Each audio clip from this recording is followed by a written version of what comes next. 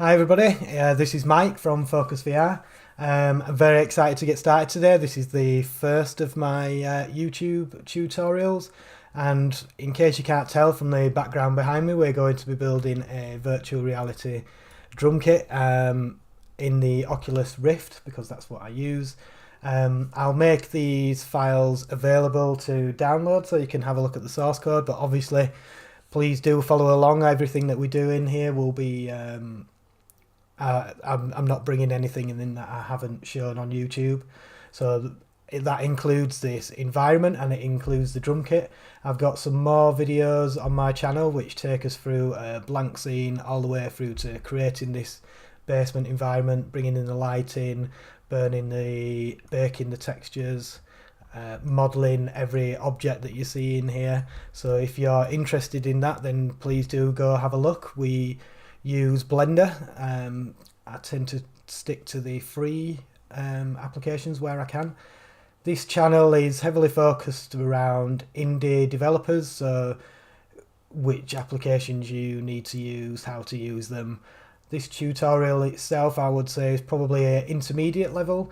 I won't be going into massive detail about everything that I do, but I will show you every step along the way that I've done.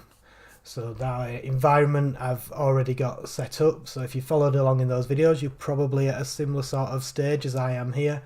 I've brought in my drum kit, I've brought in my basement environment, set all the textures and materials, and I've baked out our lighting at a light map resolution of 40. That leaves us in a position where we're all ready to go. So the first thing we need to do with building in VR is we need to bring in the OVR samples, so that's Oculus's integration, and you can get those from the asset store now. So in the asset store, if you search for Oculus integration, you'll see this page.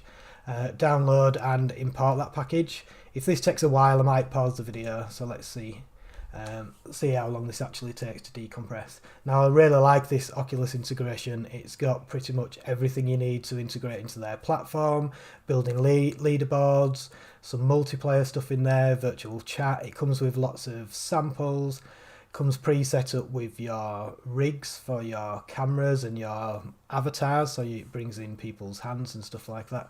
So it's definitely worth building off the Oculus integration if that's what you're building against. If you're trying to build along with the Vive, I've never actually developed on there. I've done some for the Microsoft Mixed Reality headset and that works okay as well. I believe they've got their own APIs that you can bring in. So it's calculating the content, and you can see all this stuff that we'll be bringing in. It comes with a number of samples. We could untick some of these because we don't need them all, but since it's there, let's just import them. And let's see how long this takes. If it goes fast, I won't have to pause the video. Ever so often this seems to stick sometimes on the import when you're doing a new package. And this should actually configure Unity at the same time, if I'm not mistaken. It'll enable the VR settings inside Unity, so everything will be ready for you to go really and get started. So let me pause the video and I'll be back in a second. Okay, I'm back and Oculus has now imported, so you'll be able to see this Oculus file over here. So this is everything that it's imported. We're going to be using it primarily to bring our hands into VR and to manage the camera. So let me just delete the main camera from here. We no longer need that, and I'll delete this directional light as well because I've disabled it. And in your Oculus folder under the VR, you will have a prefabs folder, and we'll be using the OVR camera rig. Now, if it's not in that exact location, just search for it under here, and you'll find it there. So you can just drop the OVR camera rig into here and it'll place it at 0, 0. And I'm just going to now place this closer to our drum set. And the OVR camera rig essentially works from the person's central position that they've configured when they set up their VR. So mine is around about here in the center of my room. So I'll probably just want to move this back a little bit just because it's going to then move me forward if I'm sat in this position. But I tend to jump into VR and move this stuff around as I'm here. So let's do that now and just make sure it's working. I'll try leave maximize on play when it makes sense so that it goes big screen. And I always have to take my glasses off and put my headset on. So let's have a look where we're at. It showed for you, but it didn't show for me in the headset. And it's doing the same again now, not showing in the headset for some reason. Probably Oculus, so let me restart.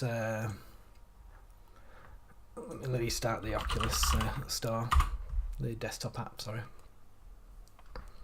And hopefully this time it will actually work for me.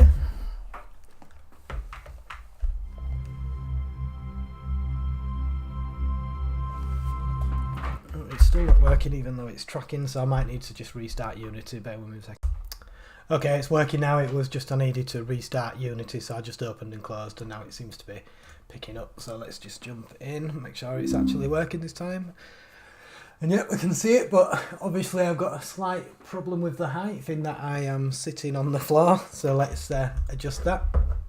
In our OVR camera rig, you'll have a tracking origin type. By default, this is set to eye level. I'm going to use floor level, so this classes as the floor, which it is for me. So then it'll adjust my height based on, again, my settings in Oculus. So this should put me into roughly a seating position. And that's good. So because I've already set up my seat, I'm at roughly the right height. If I actually drop my chair down, which I normally do to get my feet flatter, that's working. But one issue you'll notice with this is we have no hands, so we can add those in next. And Oculus comes with another prefab that we can use for this, which is under the avatar. So under avatar, content and prefabs is the local avatar, so we're just going to drag and drop the local avatar. Now the positioning of this, it needs to be a child of your OVR camera rig and not inside your tracking space. So if we just drag and drop this onto there, that's everything we need to actually do. It's set to show first person. I'll untick third person because we don't need anything to do that, and everything else will just leave as default. So this should have brought in our hands, and there you go. It's as simple as that really. So we've got our hands going, we can do all the usual signals, so that's good. As I said, it's nice and quick and easy to set all that stuff up. Once you've done it a few times, it's really quite quick. So I'm just going to save that scene, make sure we've got this, and we can actually apply these changes. So I'll apply these to the prefab, so if we need to use this somewhere else for whatever reason, it will come already with the local avatar installed. The next thing we need, I guess, to play the drums is some actual drumsticks, and we need to put those in our hands. So I brought in one of the other videos I did, I actually showed the drumstick. If you're not big in Blender, the drumstick is a great place to start. It's not massively complicated to do. I'm just pressing F there to zoom to the object, so any object that you selected, if you press F it will zoom the camera. I find that extremely useful in nearly all situations to get closer to what I'm doing. You'll also see this is slightly transparent, and that's because I've not applied the material. So let's see if I've got a drumstick material. I have. Let's just drag and drop that on. That's our drumstick ready to go. Other than it's obviously on the floor, so I'm going to stick these to the hands. We could do them with grab if we wanted to, maybe have them on the table next to us, pick them up and play, but as we're only playing the drums, I'm going to stick these to our hands. So let's open up the OVR camera rig and let's find our hands.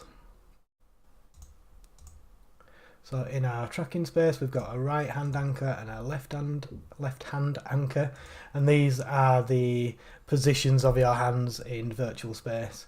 So if we take our drumstick, I'm not sure why we've got all these in. Oh, I've put it, sorry, that's the drum kit. I got confused and I thought it was part of the drumstick model. Let's just drag the drumstick into our right hand and just make it a child of the right hand anchor. I'm just going to set the position to 0, and that will have gone down here. So if you ever want to place anything in the hands of a person, like I've done things like putting a sleeve on people's arms, I've done balls in people's hands, stuff like that. If you want to get them to be in position, I found the best way to do that is just to move the objects around in VR until they're in the position that you want. So I'm just going to reduce this, increase this so you can see what I'm doing, but remove maximize on play because we want access to the objects in here. So if I press play, and I'll just make sure our drumstick is in our hand. A little trick with the headset, if you don't want to keep putting it on and you actually want to see the screen, is just put your thumb over, you probably can't see in here, but there's a little sensor round about here which just tells the Oculus that you've got the headset on. So just put your thumb over there and then you can move it around as you want. And if we pick our drumstick up now, we can start to see what the issue is. I'm just going to zoom in here so I can actually see what's happening. The hand does tend to disappear if you don't move it for a while, so you just need to wiggle it. And probably want to move this drumstick up. So I'm just going to eyeball this. I'm not an expert with holding drumsticks, so I'm just going to get it roughly into place where we can do something. And let's move this down and back in. And I think we need to adjust our rotation, so let's move it flat. And it's really just about fiddling around with these until you're happy with the position. So I'm just going to get it roughly into the palm of the hand, and that looks about right. Let's have a look inside here and see what that looks like. So that's probably okay. We can at least punch our desk. That's not a drum, that's my seat. So we can at least move this around. So if we're happy with that positioning, we can, while you're in play mode, if I was to stop this, this would then jump back into the previous position. But while we're in play mode, we can copy this. So I'm going to right click on the transform, copy that component, stop, and then paste that component back on. So that takes the values that we had while we were playing the game and puts it onto the object now. So when we start in VR, this object should be there we go, it's exactly where it was before, and that's, I found, the best way of positioning pretty much any object that you want to look right. You can't do it in the editor because you've got the hands in there. So now we've got one on our right hand, we probably want one on our left, so let's do the same thing again. Let's just duplicate that drumstick. And this is probably going to be close with the left hand, but let's have a look. So it needs to move in a little bit just to get it into roughly the same place as the right hand. The rotation looks about right. I guess I might need to move my camera so I can actually play the drums, because otherwise I'm going to be punching my desk. But this looks and feels round about right, so let's copy that transform and let's paste that component values onto there. I'm just going to do a quick check and make sure it is actually in the where I was expecting it, which it is. I'm probably going to be doing a lot of that coming in and out of VR. You can't really avoid it when you're doing this sort of development. And let me move this whole camera rig. I'm just going to move this forward so that when it starts I can roll back a little bit and not punch my desk when we play the drums later. So that looks about right. Forgive my sound effects there. I didn't record them myself. So speaking of sounds, actually, let's quickly go over the sounds that I've done. I've got some sounds that I've pre-selected for our drum kit. I've picked one for each of the drums we've got. You can change these to whatever you want. I found a site that was giving away, I think, something like 3,000 drum kit sounds. I'll link to that below, but I'll also bring it up here. So it's just from Music Radar, 1,000 free drum samples, and if you download these samples here, it came with 1,000 samples, and there were multiple different drum kits, different acoustic ones, and different electro ones, and vinyl apparently. I'm not sure exactly what the difference is, I'm not a drumming expert. but they were very useful, so I downloaded those and I just went through and picked out the ones that I want. You can go and pick whichever ones you want. So let's just quickly hear what these sound like.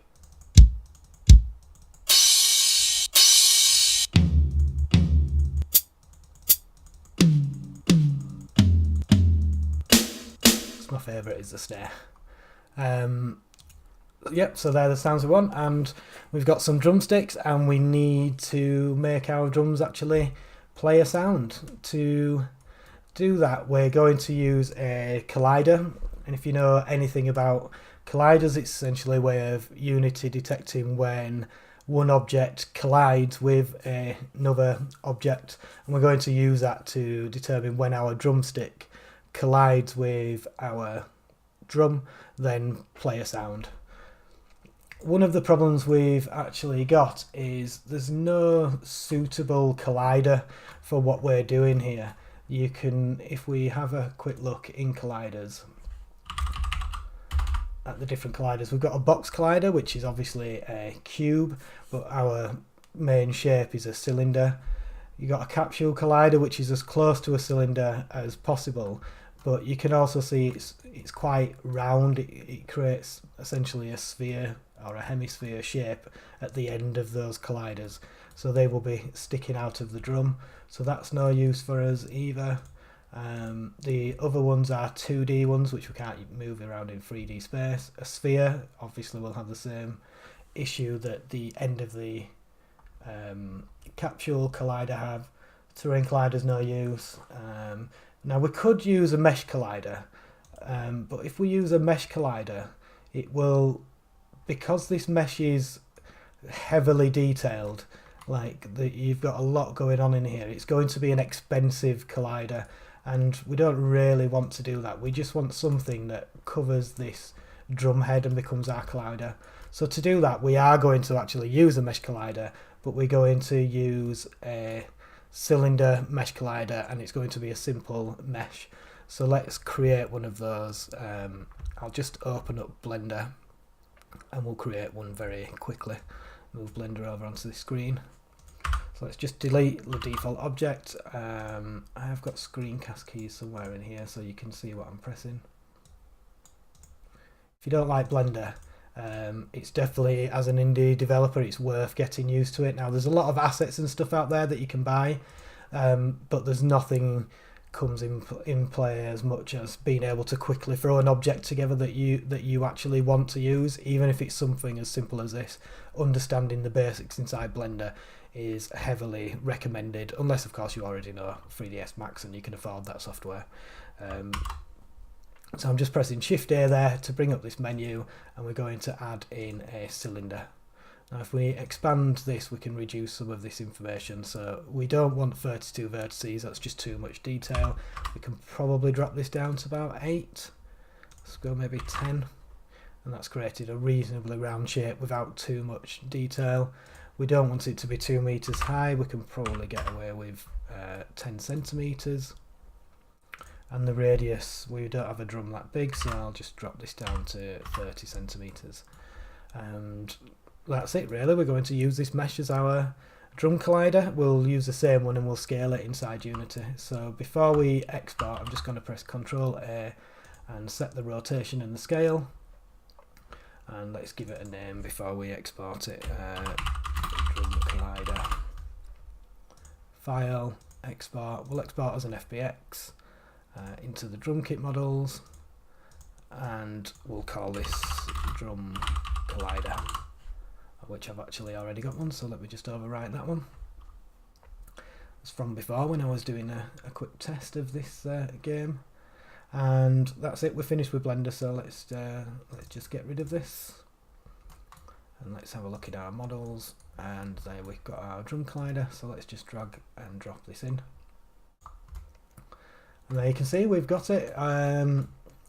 What we don't want, however, on here is for this to render to the camera. We don't want to see this when we put it in place on one of these drums. So let's just quickly place it for our floor tom very roughly and scale it down. I'm just using shortcuts there, Q, W, E, R and T.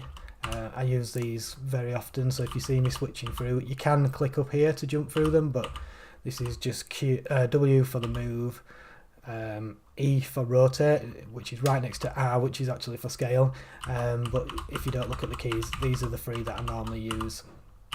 So you'll probably see me jumping through theirs quite a lot. The other thing you'll see me doing is using this. So this allows you to jump to side view and back view and top view. And clicking on the center changes to orthographic, which removes all the perspective, so you know that it's positioning properly. And let's just say that's about right. So what we don't want to do is for this to actually render on the screen, and to stop that from happening you can just untick mesh renderer, and now that won't be rendering anything. Now we don't have a collider on here yet, so if we add our mesh collider, you can see it's generated a much lower polygon collider, and if we tick convex it goes even lower. So this now is not taking up much computational space. In fact, it's probably smaller than using a sphere collider and a capsule collider. So even though it's a mesh collider, it should be very computationally advantageous for us. And that's all we need on there. So let's I guess let's create a script that will play a sound when this collider is hit with. And to do that, we're going to just add a new script, and let's call it play sound.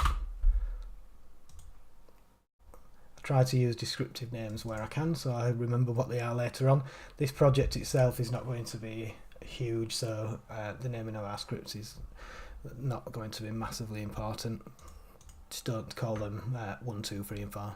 So I use Visual Studio for my coding, so you may use Mono Developer or any multitude of different editors, but I like to use Visual Studio because I've been doing it for about 20 years.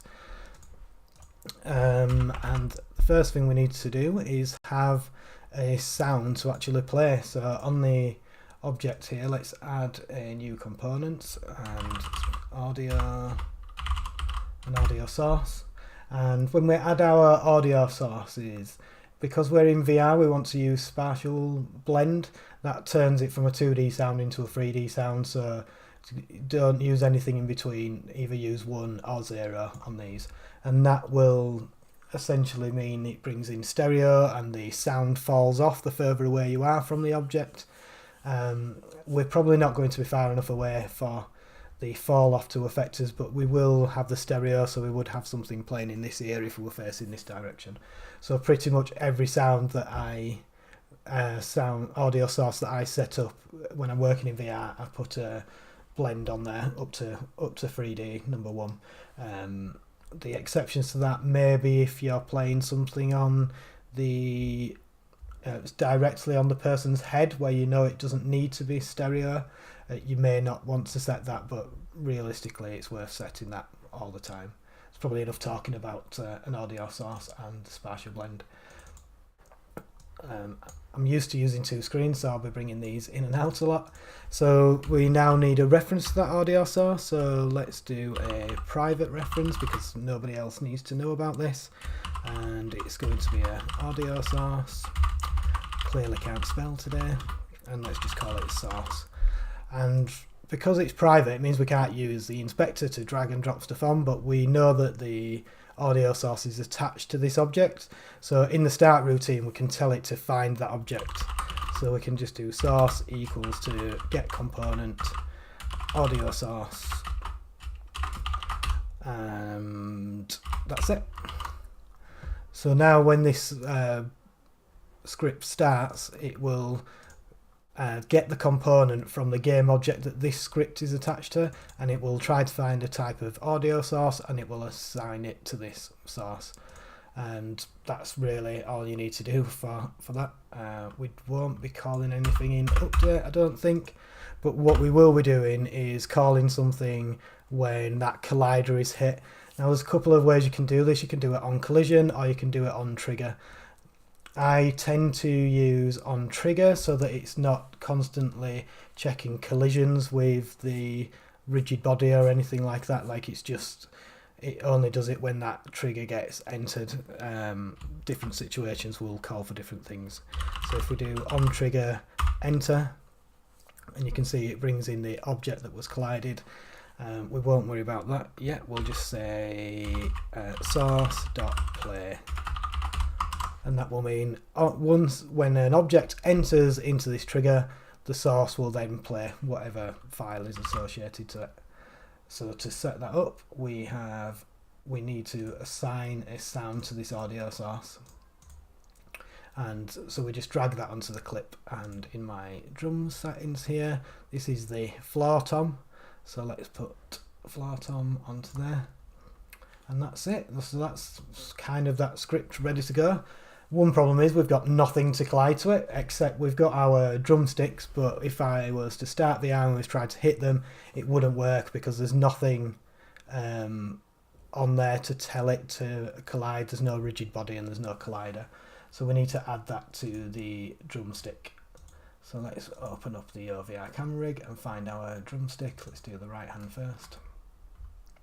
And what we're going to do is just create a collider on the top of this stick. Again, we could add a mesh collider to here and the whole stick will be referenced, but it's possible later on you're going to want to add a collider halfway down the stick, say for if you hit the rim of the drum, you might want it to play a different sound. If you hit the sticks together, you might want it to play a different sound. So you might want different colliders for different things. So we're going to focus really on the head and sort of say if this head connects with the collider on the drum, then play a sound. So let's just add that collider on here, and what I might do is stick it under an empty. So let's create an empty, and double click doesn't seem to be working for renaming, so right click rename and do this head collider, and let's add onto there a sphere collider. So that should be roughly what we need for that. And you can clearly see it's far too big. Let me just go into perspective mode. You can definitely see it's far too big, so let's just bring this radius down 0.01, and we want to move this up the drumstick, but as you can see at the minute, if we were to move this up, it wouldn't follow that drumstick, and that's because it's using global orientation. So if we click this little global button here, that'll change to local orientation and allow us to be actually up. So let's just press F to zoom in on there, and it looks around about the right size. Let's just make it a bit bigger, 0.15 maybe, 0.14, 3, 2. Let's go with 2. So that looks around about the right size, and I'm just going to duplicate this object and put it onto the other drumstick. And if I 0, 0, 0, and then let's put this back up. So there we go, that's 2 nice drumsticks, and let's add a rigid body on here. That means that Unity can actually track that object and it will collide with other objects, if I can get my words out. So that should be everything we need to do. Let me just make sure that this floor tom's audio source is actually set to trigger, since we used on trigger enter, and it's not. So this mesh collider, let's just tick is trigger, and that will tell Unity that we're tracking this as a trigger collider. And let's just press play and see if we actually get any sound. Well, we heard something then, and we don't for some reason. So let's have a quick look as to why that is. Let's add a rigid body onto there because it will need to track that as well.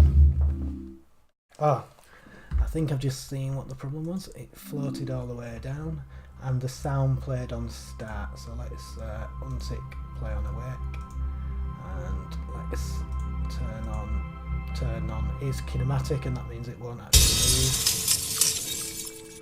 That's Oculus starting that sound because I've got that set on my head. Let's open these drumsticks and let's turn on is kinematic, so it won't actually apply any gravity. And I'm pretty sure that was the problem. I'm pretty sure we don't need a rigid body on this component. Let's try again. There you go, you can hear we're actually playing the drums. One problem we've got is sort of like a double there's a double noise, and that's because this this collider's too thin, so I'm going all the way through and then coming back, and it's essentially calling that script twice. So let's move this down and let's stretch that up. That now means we won't accidentally fall through that drum with our drumstick. There's probably one other thing we want to do on here, and as we were saying before, on our drumstick, you might just want the head to be able to play, and you might want the other part of the drumstick to make a different sound. So we probably want to make sure that what's colliding with this object is actually the drum head and the drumstick head, and no other object. So to do that, we need to query the collider when it's hit. So let's add in, on the head collider, let's add in a tag, and we don't have a suitable one, so let's add a new tag, and we'll call this drumstick head. I'm just going to copy that because I'm going to need it.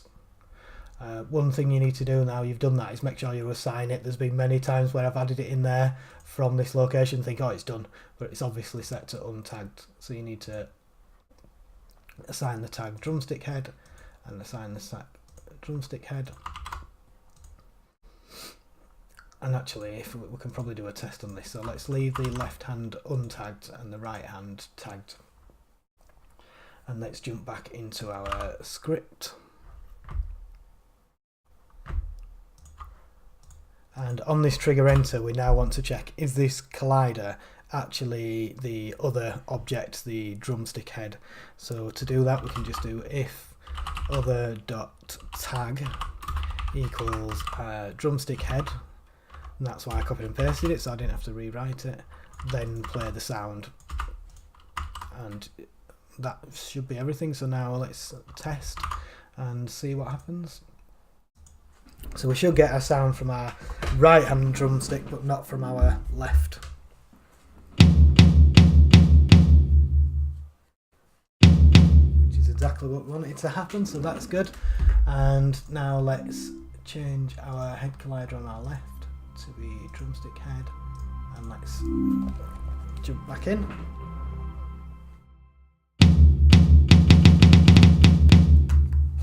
Perfect.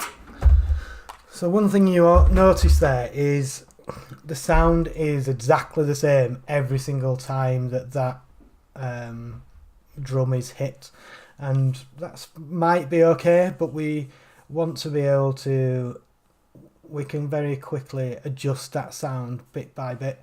So if we open up our thing and let's put a random on here, so in the source we've got a pitch, and this will either increase the pitch or decrease the pitch. So what we're going to do is just put a bit of random on here.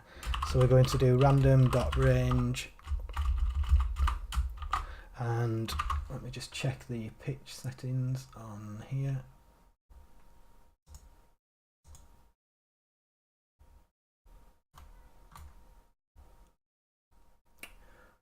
Our drum collider is actually there. This floor tom's got an audio source. Let's just remove that.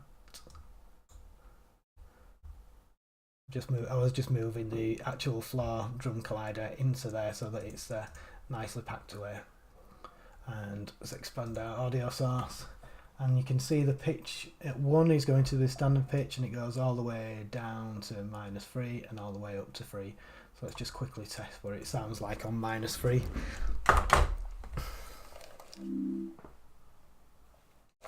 It's got way too much, it's clearly not playing, so let's just move this back up.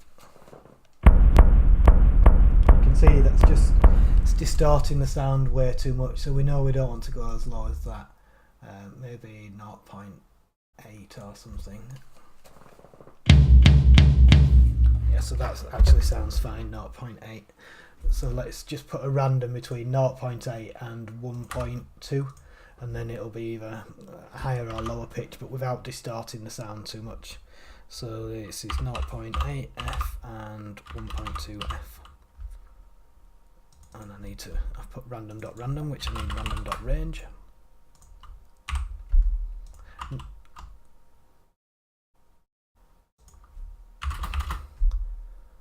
trying to use that as a function instead of just assigning the actual value.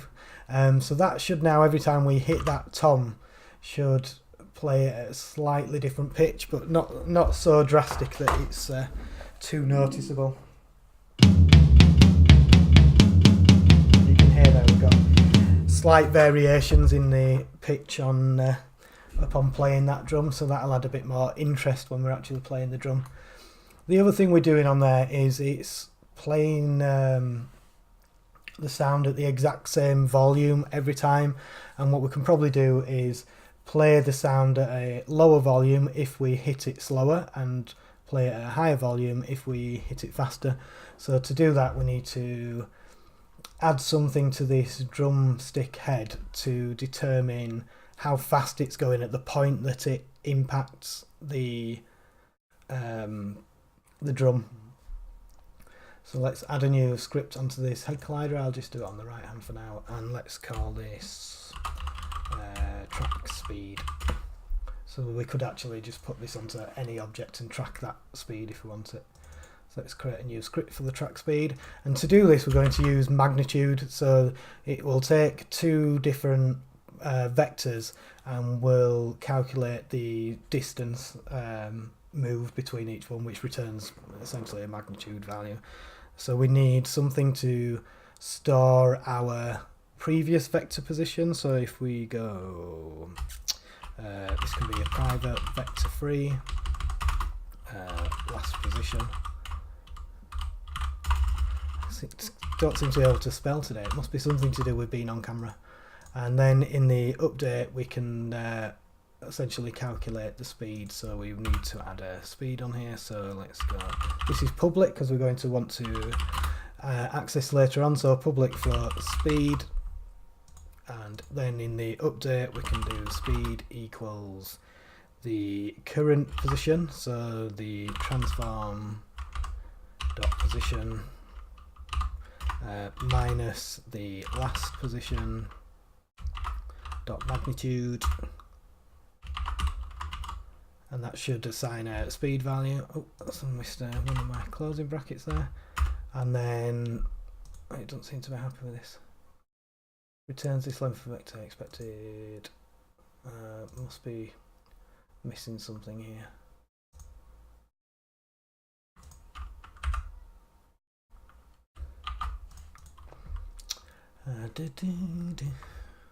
This often happens, and then I need to quickly refer to my notes, because that should actually be working fine. Let me just see why that's not working exactly how I would expect it to. Oh, obviously, yeah, my apologies. I need to do something else with this. We need to divide the speed by the time delta time, which is the the time since the last frame. So we've got our transform dot speed, so transform dot position minus our last position dot magnitude divided by time. So that's for that one, that's for the magnitude, and that's for the first one. There we go. My apologies for that. I forgot to do that. And then once it's assigned that speed, we want it to recalculate the last position again. So last position equals transform dot position. So it will come into this update, which is called every frame. So we probably want to call this on fixed update, and that will fixed update will tie that in with the physics update as opposed to the frames per second update. So if somebody was running at 45 frames per second, it would do this calculation less, whereas in fixed update it will do it in time with the physics update, so you know it's calculating it the same regardless of how many frames per second somebody is getting out of their machine. We don't need start, so if you don't need to use start or update in a script, it's definitely worth deleting them. We might want to use start actually, because it probably makes sense to just go last position equals, so when it starts it assigns the position value from the transform dot position, otherwise this vector free would be null when it hits this first fixed update. And that should be it. Let's see if we can see that working. So hopefully that will pop back again. There we go, track speed. and speed. So let's press play and we should see this number adjusting depending on how fast I move this right hand stick. So holding it pretty still there, move the mouse out of the way, and then you can see it jumping up. Now the volume on a audio source will only go to 1, so it won't sort of multiply the sound by 5, but it will mean if we hit it gently it will be playing at like say 0.1 or something like that. So now once we collide with the head, we need to tell it to adjust based on this speed value. So let's quickly open our play sound script, and just after we set this, we can do our volume. So source.volume equals, and we need to get the speed component, so we can do other.gameObject.getComponent, and we called it track speed. So now that will look at this thing that's collided with it, and it's called drumstick head, so we need to make sure we've got a component of track speed on there, and then it will find that component of track speed and we can access the variable.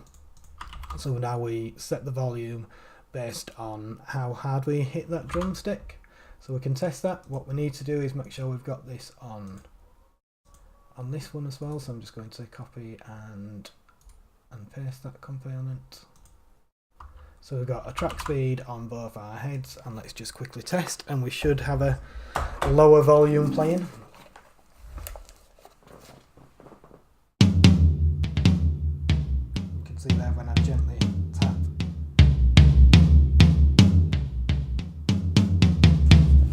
It's not making anywhere near as much sound, so again that will just add a little bit of variation into the drum playing. So we've got a bit of volume adjustment and a bit of pitch adjustment every time we hit one of these drum heads, which should give a bit more dynamic sound once we're actually playing the drumstick.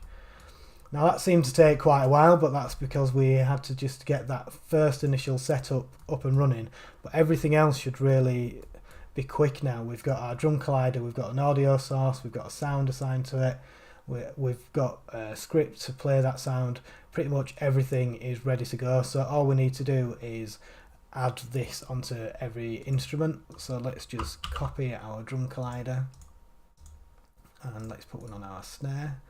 So I'm just going to paste that into there. I'll quickly set this to 0, 0, 0, it should get us close, and then it's just a case of moving these. So we'll go to side view, and let's just reduce this down to roughly position. Let's go above, make sure we scaled right, and that looks fine. I might just make this a bit bigger, I might just make it the size of the drum just so we don't go through the bottom again. And that's it, that's done. So we need to assign the snare sound. Let's duplicate that again and put this into the rack tom small. We've got a weird bit of rotation going on there, so let's just zero all these off. There we go. And let's do top view. Now I've tilted these slightly because they are tilted, which is why it's appearing slightly off there. We can just combat that with the scale here. I'm just going to make sure that looks fine. It's a little bit out there.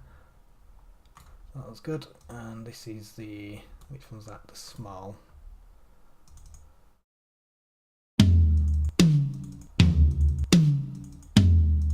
Just checking these for sound because I want it to go highest, middle, lowest. So floor tom. So I'm actually going to assign the large to this one because we should get the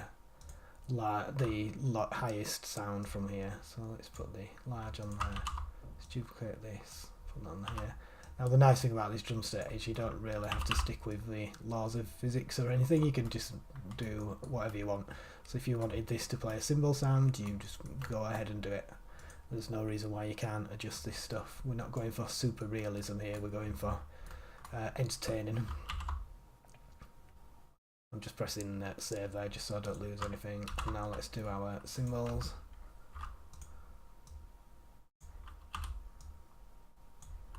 take off this rotation. Need to rotate this 90. Let's move it up. Look in top position, scale it just so we get the width right. It's definitely got a slight adjustment on here.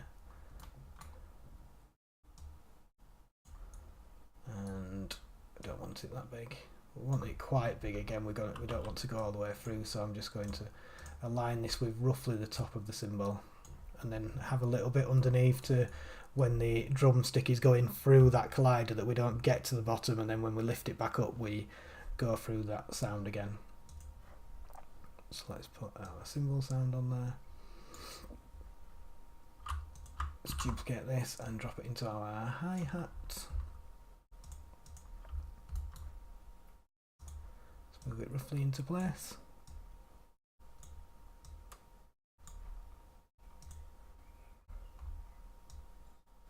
And that looks about right. Just need to change the sound now to be hi-hat. We won't do the bass drum just yet, because the bass drum you would obviously want to do with your foot, but you can't. So let's see if all these play.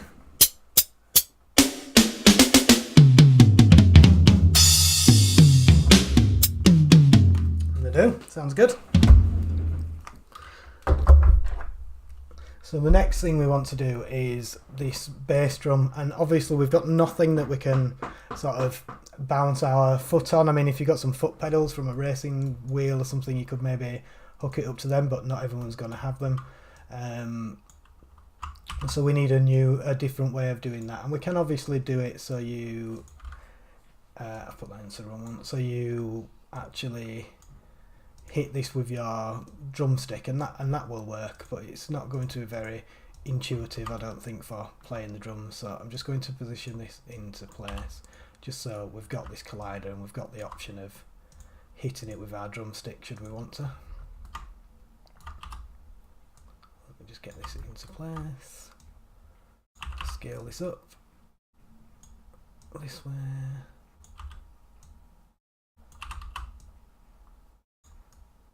That looks fine, and let's assign our bass sign. So we've just tested. We know that if we go inside there and we hit that with our drumstick, that is going to play the bass sound. But as I've just said, that's not going to be the best way of playing the bass. The best way of playing the bass, I think, in this particular instance, is to put it on button press. So when we press anything, in our case we'll use A.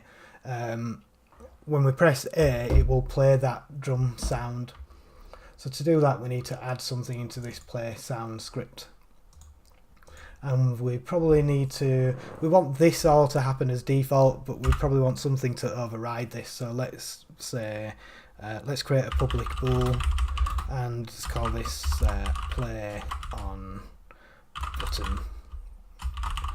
Let's play on button press, and we probably want some way of getting the button that's being pressed, or that we want to assign to it.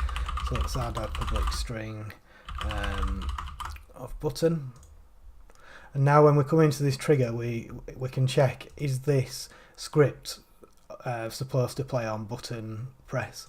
So let's just put this into this here, into update. We want to leave the trigger exactly the same, so let's create a void update and say if play on press, then let's do something. And by default I'm going to put this to false, so anything that's already got the script will be defaulted to false, and this won't actually happen, so it will only happen when we want to. And let's create a new function,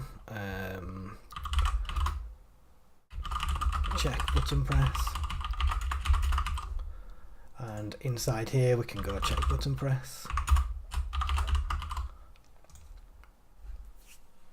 and then we need to get if the button's been pressed, so we need to access our controllers. And if let me just quickly open a website that we use. So we're using OVR input. If you're not familiar with this, there's this web page documentation available for OVR input, and that will give you the basics of how to access the OVR input. It gives you a few examples that you can use, and it further down here will show you all the mappings. And it's actually using the new controllers from the new headset, not the Vive, but there's the Rift, but there's a 1-to-1 ratio on these buttons, so everything you see on here is available on your Rift. We're going to use the raw mapping because I don't want to use button 1, button 2. I want to know that it's on button A, and we know people are going to be using both hands, so we can use raw button A. So let's do that. Let's see how we access that. So we can go if OVR input dot get down. Now the difference between get and get down is get will fire every frame, so when someone presses that button it will say yes, this button's down, yes, this button's down, and it would play this sound over and over again. On get down it will only call it once, and then when it's released it would allow you to play again. So if you've ever used OVR input and you get that when you press a button it calls the same thing multiple times, that's why. So use get down instead, and we can use OVR input dot raw button and A. So now this is saying if we're playing on button press, check the button press, and if OVR input button A, then do something. And if you wanted to add in more buttons here, you could just continue along this path and just say if button is B, then do another one. You can also use a switch statement and get the value of the button that's pressed and go through it that way. As with all development, there's about 50 ways of doing the same thing. For us, we just want to know, has they pressed the A button, and if they have, let's do something. So we could just take this here, except we couldn't take the track speed because we're not tracking the speed, but we could take random and pitch. But because we're going to be using that multiple times, we want to create a function for that. So let's create a private void. Let's call this activate sound, and then let's put this inside here and this inside here. So it's just good practice if you're reusing code, put it in a function that you can call. It makes everything more readable and means that you're not doing multiple things to it every time you want to do it. And then we can just call activate sound in there, and instead of having these brackets, we can, because we're only calling one thing, we can stick it on the same line. Again, just tidies up the code a little bit. And that should be it. So let's save that. Let's jump back to Unity, and let's make sure we've got this set. So wait for play sound to compile and update. There we go. So we want the bass to play on press, so we're going to press tick, and then in here we'll press A. And that just reminds me, we didn't check which button they were pressing, so at the minute we would only ever be able to use button A. So let's jump back into the recording and let's stick a switch statement in here.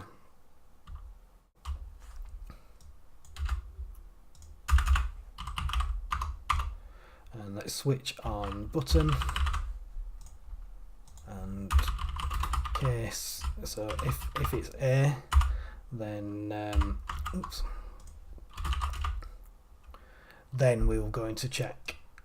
So this will mean if that's set to A, then check to see if the A is down, and then activate the sound, and we'll break out of there. And while we're here, we might as well add in another one. So if we change this to B and then B, you can now see we've got this set up for button A and button B, so we could activate a different sound on this one. Maybe we wanted to set that to the hi-hat or the cymbal or something. We're not actually going to do that, I don't think, but we can leave that there. Now it will actually make sense. So on our drum kit, let's just wait for it to compile again. So we've got button press and button A. So now when we press A, it should actually do something. So let's have a look. So you can probably see there I'm pressing A and it's playing the sound. Put the trigger in so it's still working. And that's our drum kit actually, all set up and ready to play. If you're good at playing the drums, which I am not, it's there, everything's set up, we've got our sounds going. What I want to do now is expand this a little bit, because that's all fine and it works great, but we can probably chain this into some kind of game. Maybe it can tell us which drums to hit and when to hit them. Maybe we can bring in some different songs. Maybe we can use it as like a training exercise. So I'll pause this episode here, so that you should be able to follow along and have a fully working drum kit. And then in the next video we'll add in some some playing directions, some guide to help us play. So thank you very much for joining me. I hope you've enjoyed this episode, and I'm hoping that you've creating this drum kit along with me. Like, comment, subscribe, let me know what you're working on, ask me any questions, and I will see you shortly. Thank you very much for joining me.